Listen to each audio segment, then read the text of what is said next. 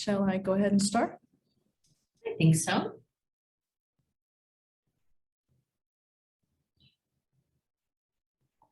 In our discussion today, this is part 3. So we'll do a short introduction. Julie and I are moderating this meeting. My name is Dr. Barth. I was a visiting professor at Gallaudet this semester. I am a visiting professor. Julie? Thank you. Hi, I'm Julie Hochgesang. This is my sign name. And my last name is German, but I am not from Germany. It's just passed on in my family. So we've been in America a long time. So whoever's German, my apologies for the American pronunciation, or my apologies to the interpreters if they don't know how to say my last name. So choose whoever you'd like. So I am a professor in the Linguistics department at Gallaudet University.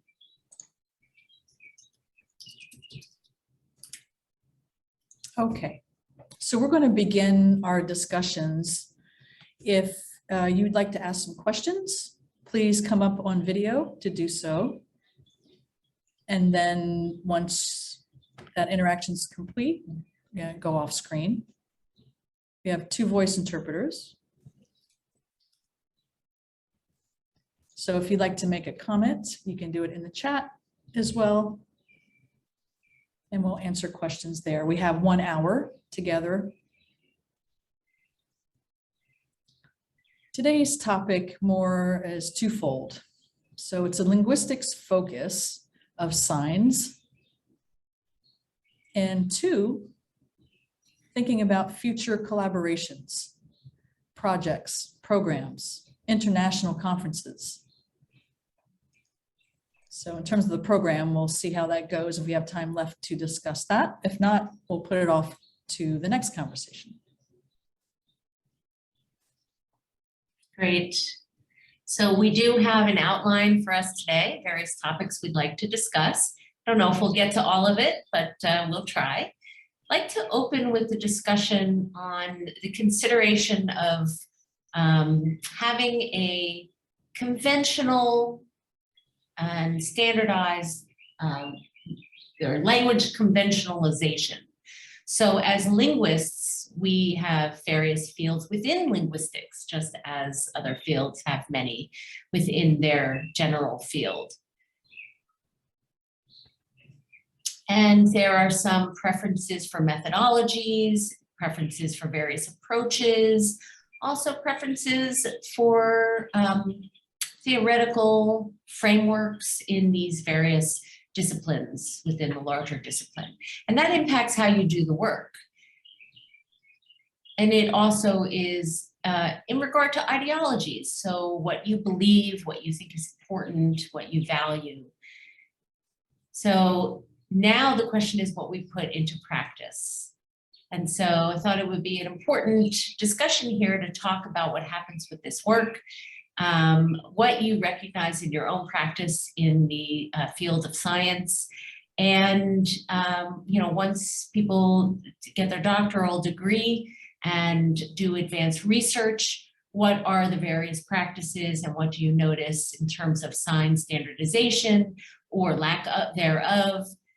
So we know that you've got practices there, and so it's a question for us, do we standardize these STEM signs, or is it already standardized? Do we work with other countries and other people to have a universal standardized STEM vocabulary? So I am curious to ask what people see in their fields. Because our community is, we have smaller subgroups and in those groups, we have different ways that we express some of these STEM signs and ideas. When we have a lot of people together, scientists, we want to have conventionalized ways of using these STEM signs with each other as scientists. And we're hoping to grow this group and creating these conventions. The question is, how in collaboration would that best be done? Through Zoom conversations, face-to-face, conferences, international conferences, when we are engaging with each other? How can we keep this momentum going? And how often should we meet? What should that look like?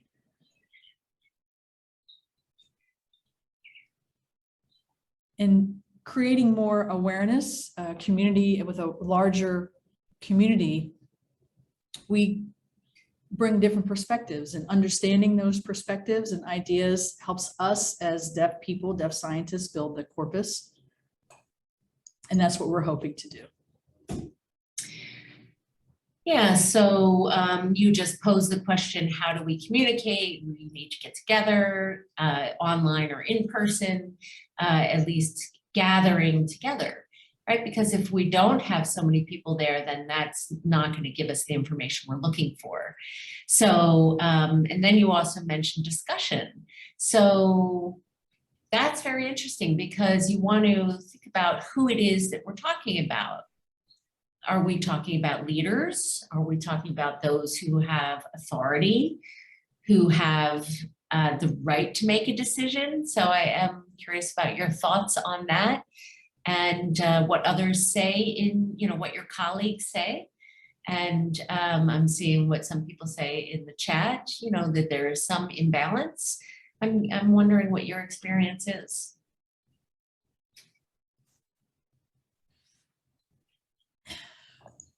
I would say it's not just one perspective, that I think everybody's experience together is much more powerful. That we bring together as scientists our knowledge, and having those different perspectives about the science that we use and how to use them, I think would be very beneficial and more productive. I see some more folks here online. I'd like to hear from our audience members now.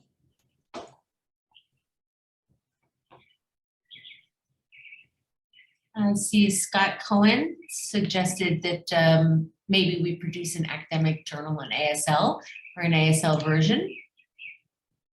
So Scott, hi. Hi, thank you. Happy to be here with you today. Interesting topic. I was missing some of the meetings before, so glad to be here now. I am a doctoral student, Georgia State University, focusing on science education. And the research that I'm gathering, the data, will be from deaf children and science teachers using ASL, how they use it, how they develop it, what that looks like. Formal practice, formal training for these teachers has been non-existent. So in, producing academic journals, they are in English, right? Not in ASL mostly. So where are those ASL documents? And is it possible to even produce documents in ASL to have them considered with the same weight as written documents? Absolutely. Thank you so much, Scott. Marie? Yes, and the question about communicating, I think it's important that we have the larger community involved, not a small group. I mean, a small group can make some, decisions and make some proposals, and that's a very good start. But in terms of those being adopted and used, it has to be a community-wide acceptance of that. And only those signs will remain. The others will fade off, especially if you don't have a community involved. Right. You can't just invent a concept and then a sign for that. It has to be used within a community of deaf people. So there might be, an idea that needs to, that we're thinking about making it standardized, but we need to have the community involved to do that. A working group is good to make the suggestion to start the ball rolling, but after that, you need a larger group of people. Absolutely. So I want to respond also to Scott and Maria. So Maria, that was what I actually meant by ideology and who the decision makers are versus actual practice. So if people are making decisions about signs, is that actually being used in practice or is it evolving? So thank you for that comment. And then I'm gonna go ahead and let Dr. Barth respond. No, you want me to go first? Yeah, about Scott. Okay, sure. So there are a few online corpuses. So there's the Digital Deaf Studies Journal, and there are some assigned papers in that. Yeah, the other one was academia. And there's a JASL, the Journal of American Sign Language. I don't remember the exact term. But there are a few corpuses and there are none in the fields of science quite yet.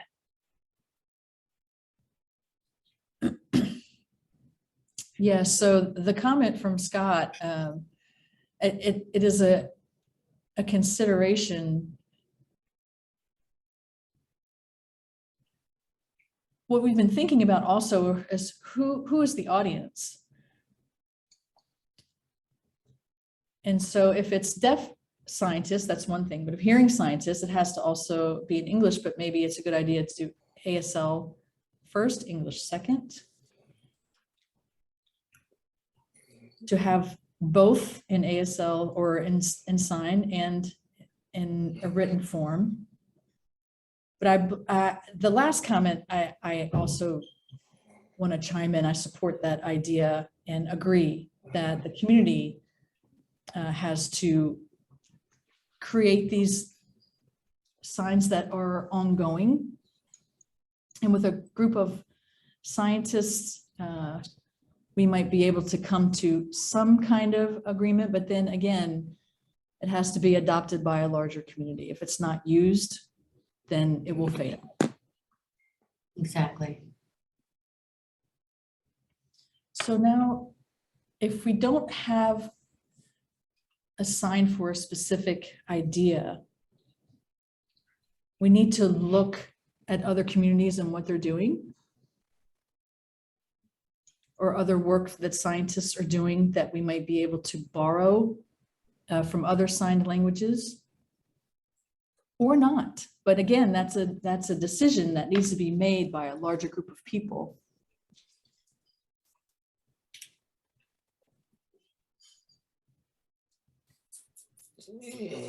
It's like standardized names and formal things for chemicals and things like that. It's the same kind of idea. And we want to do this on a global scale. And so bringing our ideas forth together and having agreement can be very powerful, but how do we come together that way? In the United States, it might be, and the United States is great, but I also think that we need more international collaboration and networking done on an international scale as well. But who's going to manage all of that and coordinate all of that? And, you know, that's something we need to discuss. It's a lot. Exactly. That takes a lot of coordination. So hi, Gabriel. Hi, good to see you both. Thank you so much for taking this on and have everybody come. I wanted to respond to Steve's question about no documentation. And you know, we have a deaf scientist, Harlan.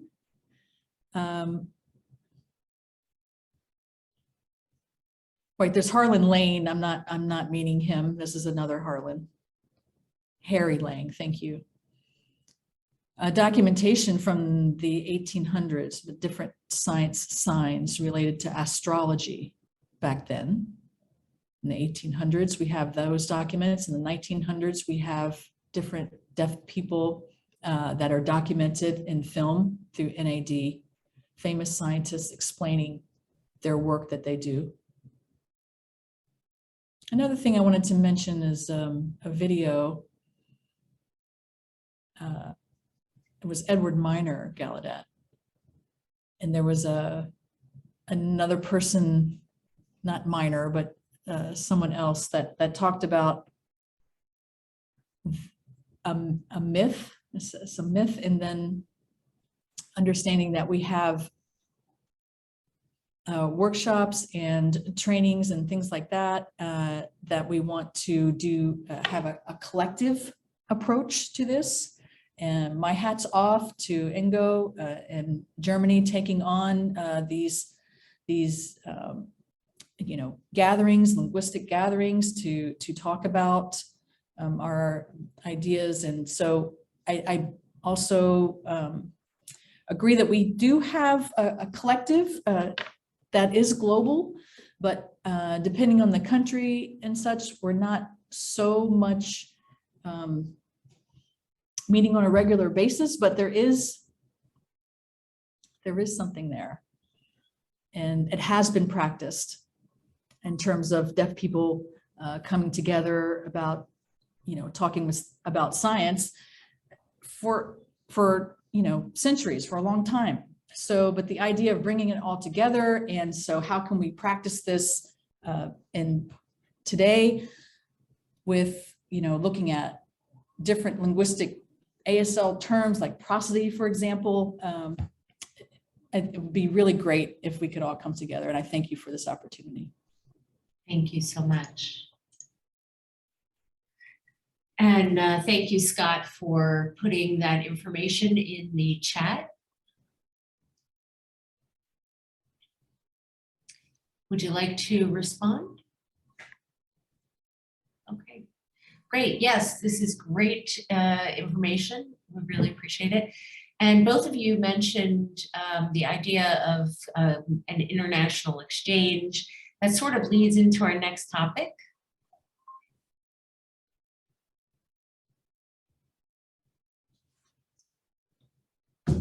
You wanted to just add something?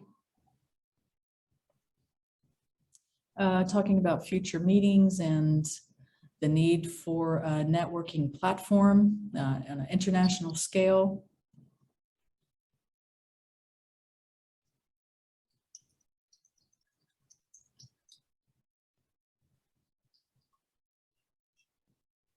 Right, moving toward science. The other thing is to see what other countries' perspectives are so that we can create a more common understanding. Exploring an international engagement to come to terms with into common terms. And the international platform, I think, is very interesting, an interesting idea, because the work that's being done is just amazing. It needs to be maintained, and it needs to be, in a video format. You've done this work, and so that's really a lot to do. It needs great coordination. It needs a lot of forethought. And yeah, go ahead. Perhaps the university, someone can take responsibility and to coordinate that on a higher level. But you're right, it would have to be a centralized responsibility. Maybe even in Europe, there are other groups that are associated with WFD that may be able to provide guidance. They have collaborations with universities on that type of scale. That might be something that could work. Right, thank you.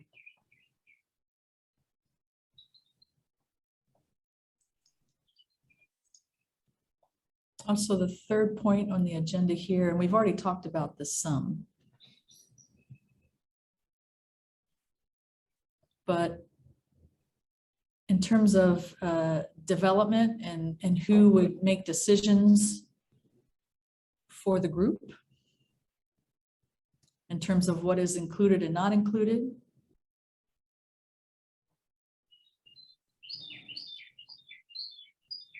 First, in looking at how signs are developed, we have to see what is being used out there in the community. If there is a sign already currently being used, we will adopt that. If it does not align with this scientific idea, then we could create a new sign for that.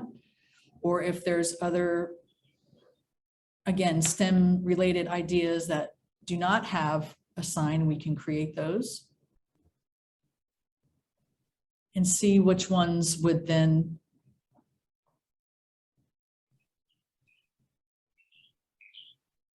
which signs may be iconic in nature.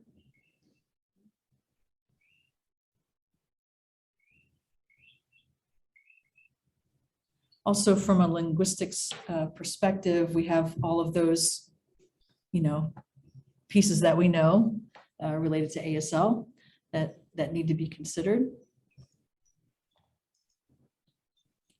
Is it easy to sign, or is it complicated in terms of hand movements? And sometimes we want something that's easy, and considerate of the idea that needs to be conveyed, with the idea that you have to use sign language to do it. So it's not a one-for-one sign for word. It may be a few signs to, express that idea, but whatever it ends up being, it has to be adopted and consumed and used. If not,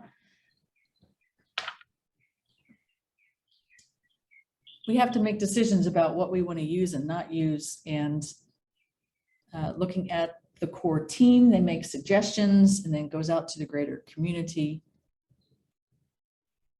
And the core is our people that are native, that grew up in a signing environment with deaf people that are now scientists. They have the background and knowledge. They're experts in their field and they're native. Deaf linguists offer a view, because scientists are scientists, they're not linguists. So we need each other to offer these views to come up with something. And the other important thing, again, is we can't do this without the deaf community. Cannot.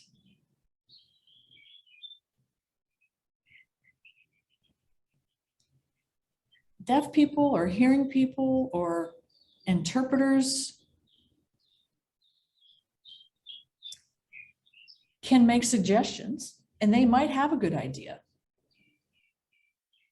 It's not that we are rejecting ideas that come from non-native people, but it does need to be discussed and adopted by deaf people. Yeah. Yeah, so Thoughts about that? yeah, it's very interesting that you mentioned iconicity. Iconicity means that the sign may look like what it actually means, or what it's referring to, or something, it looks like something in the real world. So the form is similar. It's interesting because not always, but often a sign may be very iconic in the beginning, and then over time it starts to evolve. And I actually am in the field of phonology and looking at various signs and the forms of signs. And the body is really a brilliant machine. And our body doesn't like to work so hard. And so when we sign, we're not signing in a very large signing space because it's way too much energy. It's too much effort. And so we want to really find not necessarily the best, but the optimal way to express ourselves, to use our bodies. And at the same time, we're not signing very small in a small signing space either, because then nobody would be able to understand us. So it's that balance between others watching what we say and our comfort in signing. And so all of that comes together and works together. Sometimes one takes precedence over another. And so when you're talking about iconicity, then that is, usually tied to a scientific concept. And when you start to sign that, it becomes more complicated, because humans over time start to shift and evolve. And like you said, sometimes it may not be recognizable, or it may be too complicated, and it's over time it's simplified. Sometimes it may be too long and it's shortened, called grammaticalization. So over time, if you've got multiple words, it may become one word. And so it's really an amazing process.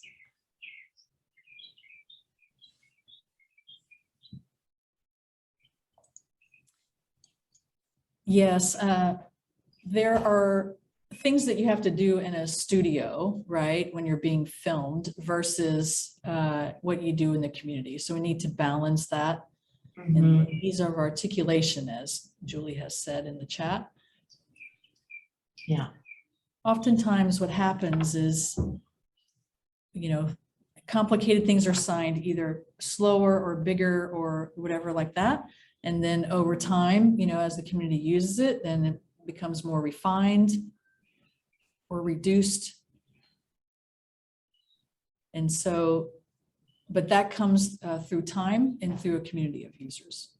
Absolutely. In the linguistics field, we actually call this schematicization.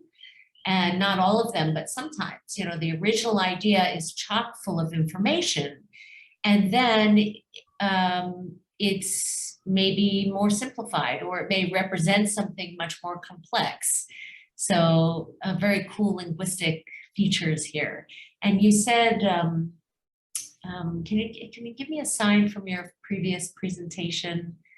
Just a few scientific terms. I actually went to your presentation. So can you give me just an example of a scientific term? Not necessarily iconic, but just something that because you were giving beautiful examples, the Advent calendar, you said you would show the picture and then talk about how that was related to the sign, right? What you just did, that's beautiful. So there's so much information in just that one sign.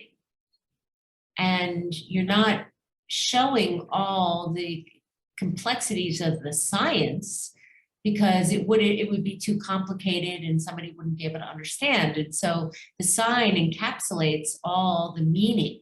So it encapsulates all the linguistic aspects and the scientific aspects. So that's why I really liked your Advent calendar and your explanation of that very recently. And I don't know if you're going to be doing that again, but that was recently. Sorry, I'm not remembering the exact date. But, and then also you posted that on Instagram. And I just really appreciated that. So you showed the picture and then the sign, and it was wonderful. So if those of you watching haven't seen it, I suggest you take a look. Mm-hmm.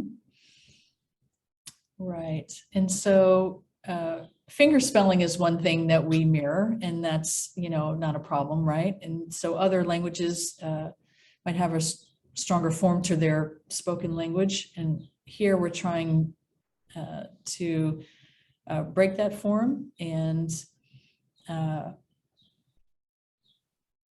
if there wasn't, if there wasn't anything, no fingerspelling, nothing to represent an idea, then how would you go about it? So when we're talking about iconicity, that is one way to look at how to produce something, not looking at what the English word is and then how to translate that into sign. That's not what I'm saying. It's a different process I'm suggesting here. Now, we all have different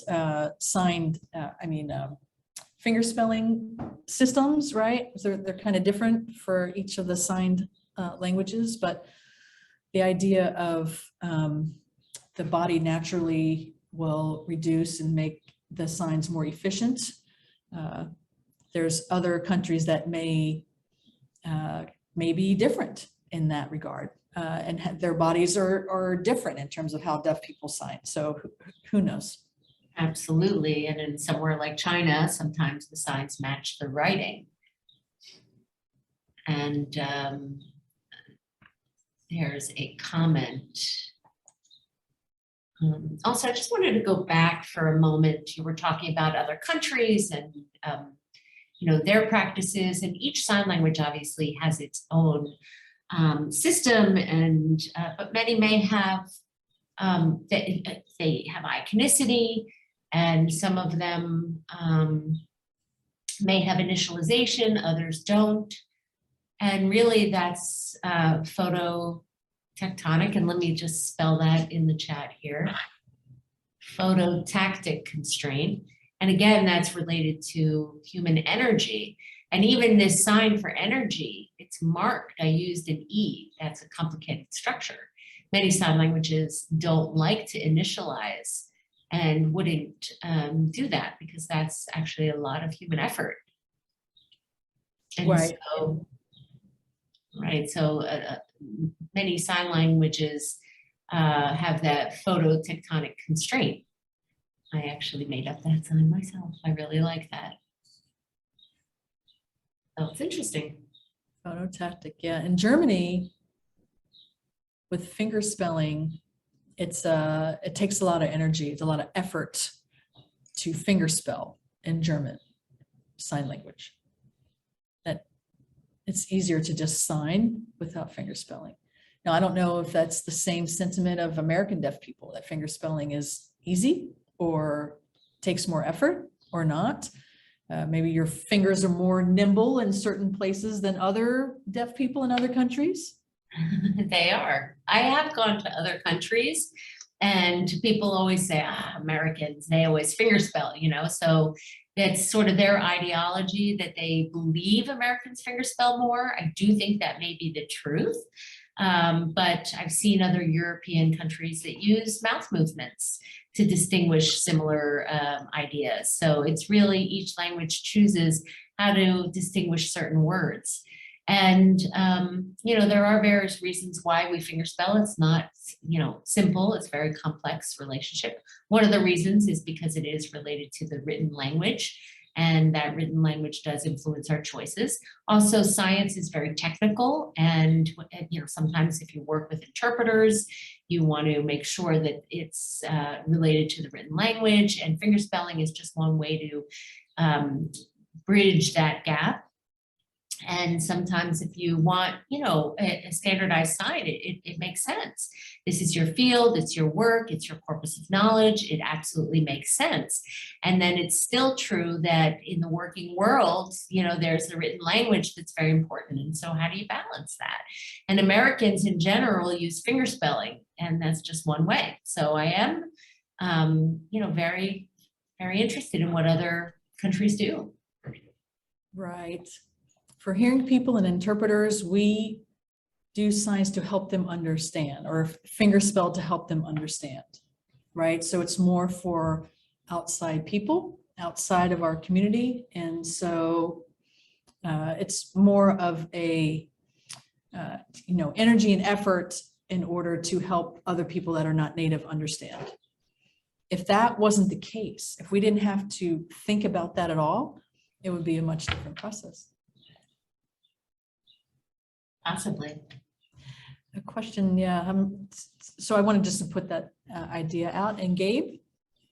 Yes, so I'm going to go ahead and mute myself. Actually, we unmuted, so hold on. So I just wanted to add in terms of the linguistic perspective and the ease of articulation. Obviously, right now I have to spell ease of articulation, but then also phonetics is really important in sign language. So some of those words help understand. So they're the basis of the scientific language. And it's really important, like you said, you know, ease of articulation. So what's the purpose behind that? Why, you know, just analyzing why we've made something more easy to articulate. This here is a specific sign that shows meaning, like, for example, electricity or energy. This is in another country. And so both are very iconic. And the meaning behind that, I mean, it would be interesting to look at that and see the implications of that. Very good question.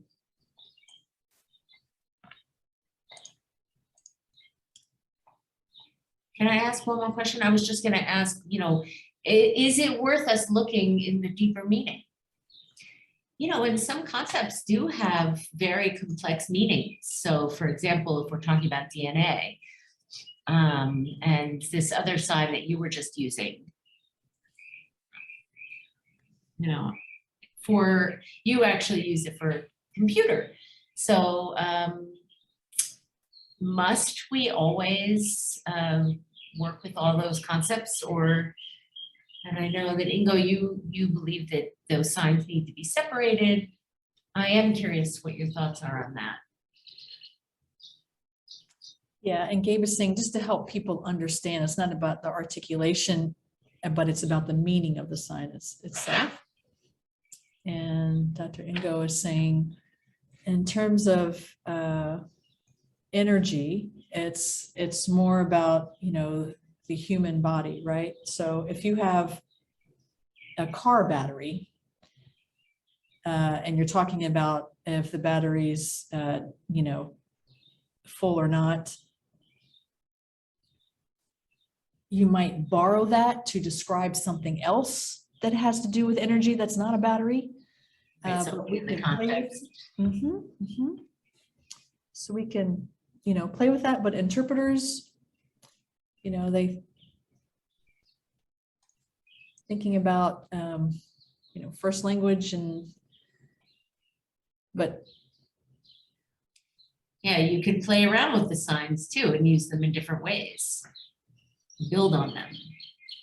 Right, that idea could mean a building of energy, or it could mean, you know, you're talking about physical energy with a person, emotional energy, or you're talking about, you know, a car battery, or, you know, how do you represent, you know, being full or not full with those two different things.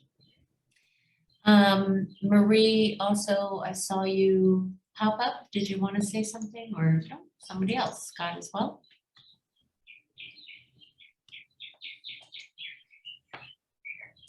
Okay, this is Scott. To talk about energy from a biological perspective,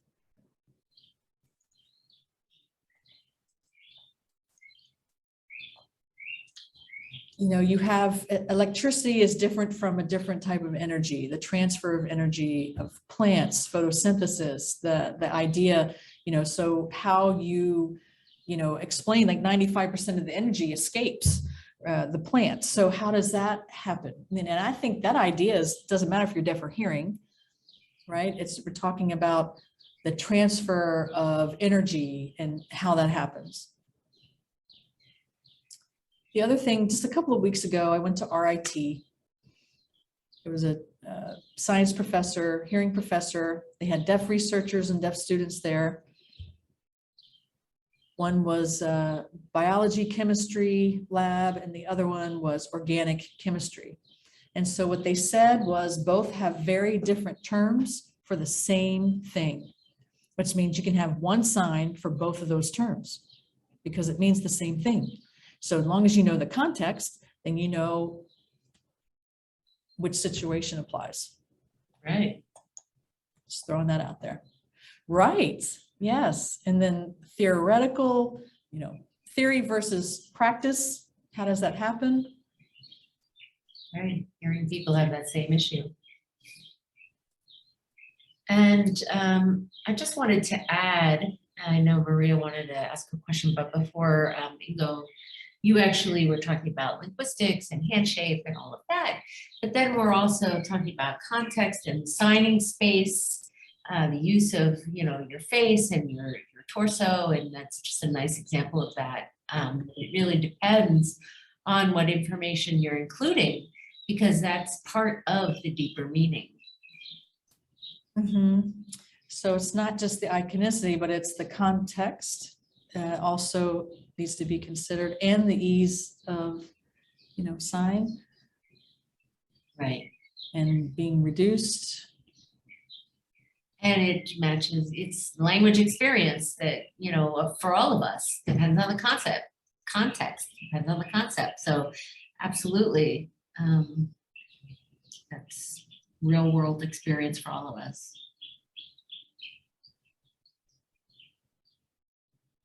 One thing that's come to mind,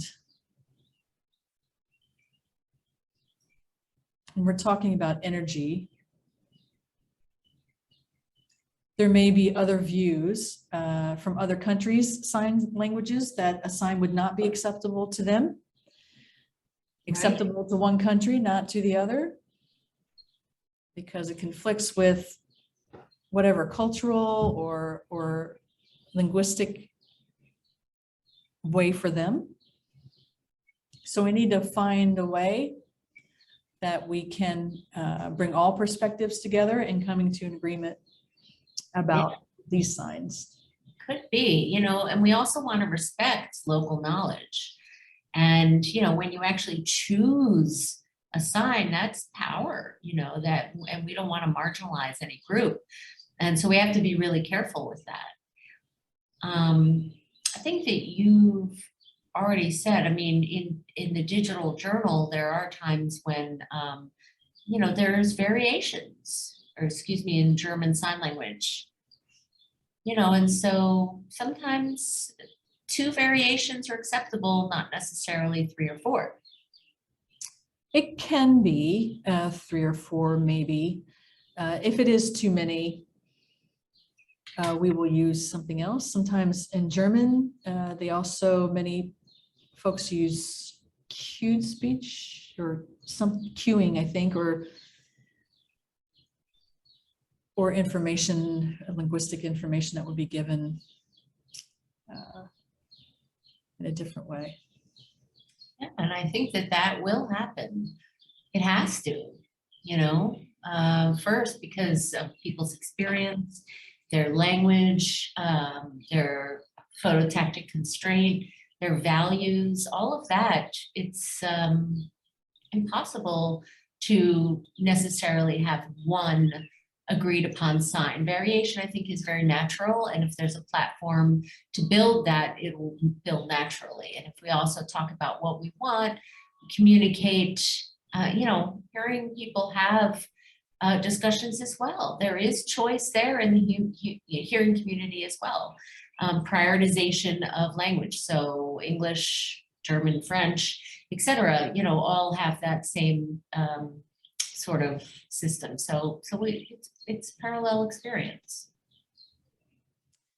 Yes, I think folks need to see each other's signed languages. Agreed. Either through, I mean, even just a static photograph shows the variation in how different sign languages relay the same idea. If it's way more varied, then it's going to require some discussion to come to a common agreement, right? But if the sign is already pretty similar across different signed communities, then maybe that's something we can do, but that's what we need to think about for future. Absolutely.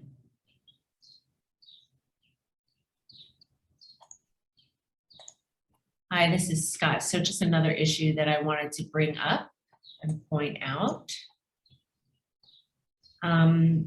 In the science field, there's a lot of talk about focusing on Western and modern science.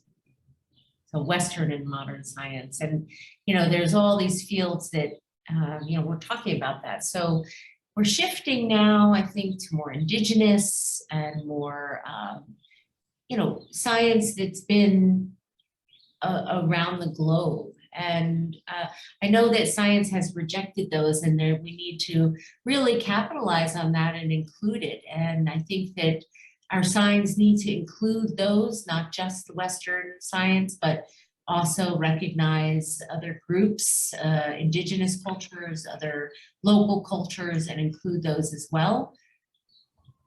So that's just my comment here. I would agree. This is Julie, I agree. Absolutely, that really emphasizes my point. The cost of standardization, it's good to come together, have this dialogue, absolutely, but it doesn't mean you have to agree. If you agree on one sign, then there's a loss. And then, we're talking about power and access and who actually is at the table. So we do need to be careful. And I think that, there's been a lot of discussion about including indigenous peoples and their vocabulary, and there's just great discussion there that needs to continue. That's correct, because a lot of it we're not even aware of. So the first challenge is to bring everyone together.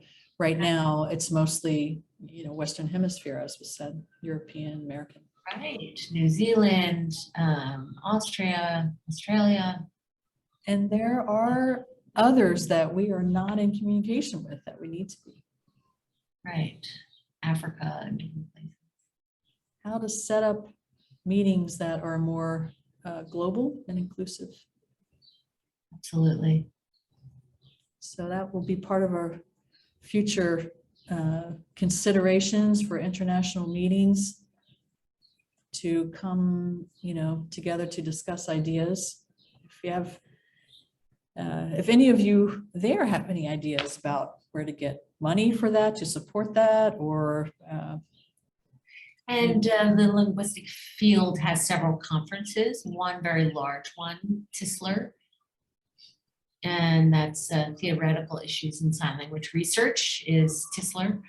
And people come from all over the globe. So the next one's going to be in Japan. The most recent one in 2019 was in Germany, in Hamburg. So the next one's going to be in Japan, in Osaka. So we could collaborate at that meeting and connect and maybe have a workshop, a day-long workshop where we can come together. And of course, we'll need to communicate. Maybe the one in Japan will be tough, but then the next one's in 3 years. And there will be many, many linguists there. And so they'll have access to different research and definitely a great place to collaborate. yes. I think I see this as two different approaches. One is to getting involved in the linguistic community that is there, deaf linguists, and like you said, with TISLR, and also with in Germany, there's other ones that deaf linguists that are involved with that, and new groups that are forming as well internationally, looking at sign language, international conferences. It may be necessary to have our own forum, face to face. These other conferences are, and easy enough to do because they're already established. Right. Looking with linguists is one thing, but we're actually looking at deaf scientists, which is a little bit different.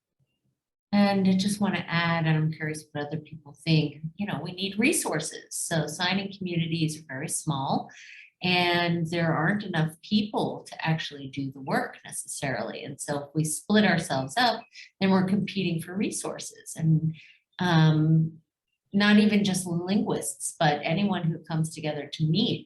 If we have a parallel group, it means they're competing for those same resources. So I think it would be better to all come together and share those resources, whether we're talking about filming, computers, making decisions, just better to have a platform where everyone comes together rather than having more groups come, pop up and compete for the same resources. That takes more energy. I believe that face-to-face is better, but I don't know if folks are ready for that internationally. to fly and travel again and all of that. Not sure if that would work now. Yeah.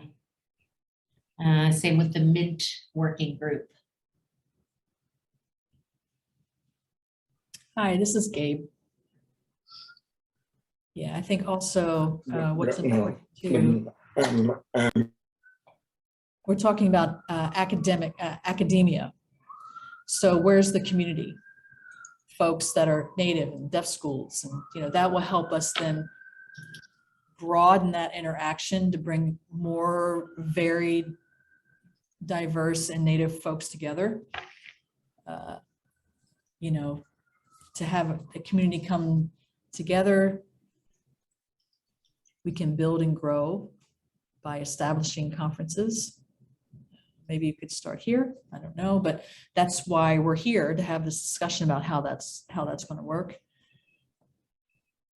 But thinking of community engagement with academia, that's an important question about how to do that. Yeah, good point. Thank you. Face-to-face conferences and events of different sorts, I think, are more informative and help. Now on Facebook, they have a group. Right, like a Deaf Network. I think there might be 200 people in that group, but there's a lot of different opinions that are given. That would be, a good place to look to get different views as well. But being in person would be great. We don't, we could do it with our first group. We could do a smaller group. We don't need 200 people. You start small, and then with experts, you build from there. You get funds to help with that. Right. We need resources. It's hard to bring people in without money, right? To have people come together, it takes money. Well, thank you so much for your tips. Appreciate it.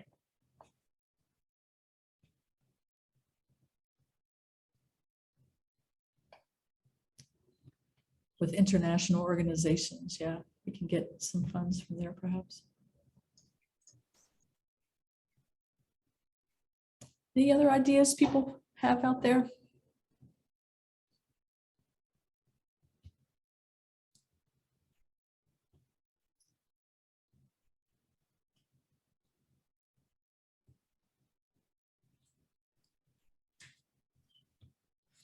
Maybe you're just, mulling it over. In part 4, this will be our last and final meeting that we do, that I have here, and then I'll be going back to Germany. Part 5, I'll do from Germany, if we want to continue this. So we'll see how that goes. And part 4 is April 20th. That's correct, April 20th. Same time here in the afternoon. In America, it's summertime now. In other countries, their season comes later. In Germany, their summer is a little bit later. So we'll see what that looks like in April when we come together. All right, so we have made our way pretty much through our list. Feeling good about that. Yeah, videos will be on social media, all accounts, Facebook, Instagram. Right, so I want to thank you so much for inviting me, Dr. Barth, to partner with you in your vision and moving forward with this and bringing my linguistic background. Really appreciate the invitation. Those from Austria, I've seen need some support, deaf linguists. Without that, they've made up many, many signs, maybe 6,000 signs. What? Wow. And so many of them have been, excluded or reduced and not used by the community anymore. But we do need a linguist, I see, in the initial construction, because these signs were invented without linguistic expertise, and so they faded out. A linguist can tell you, you know, in the beginning, like if a sign has the basis to continue or not, and then it's up to the community from there. And people have varying experiences with that. I agree, and I just want to clarify for those who are watching, linguists don't make decisions. Linguists just have experience and training in linguistics and thinking about language and looking at language. And so I get that often when I teach, you know, my first, you know, people's first linguistics class. You know, when I ask students how languages change, they think that we do, linguists, but we don't make those decisions. But there is that perception out there, and I just want to clarify that linguists do not make decisions. We simply work with communities to define what we see happening. And sometimes, like you said, to advise if we don't know, you know, iconicity, or people don't know what various concepts are, we do have access to that, and we bring that knowledge. And people don't necessarily follow what any decisions that are being made anyway. In France, they send out official words, but it's not necessarily used in everyday action. You know, and policy is very important. It does help for various reasons, but that doesn't always inform practice. So looking at actual practice in communities informs us a great deal.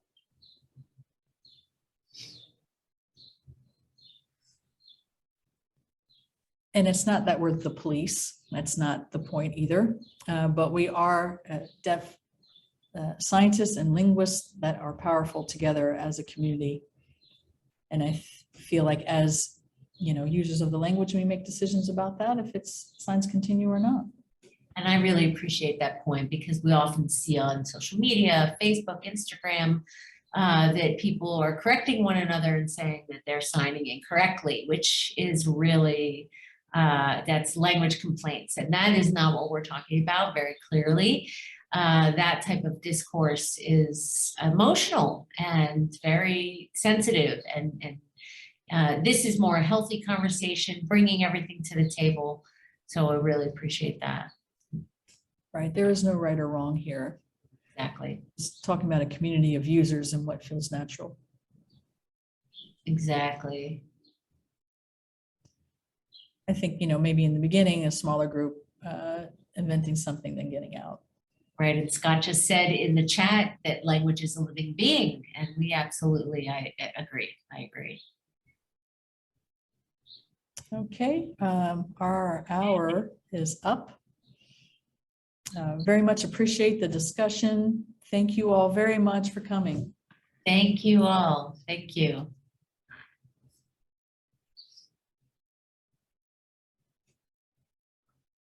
Bye-bye.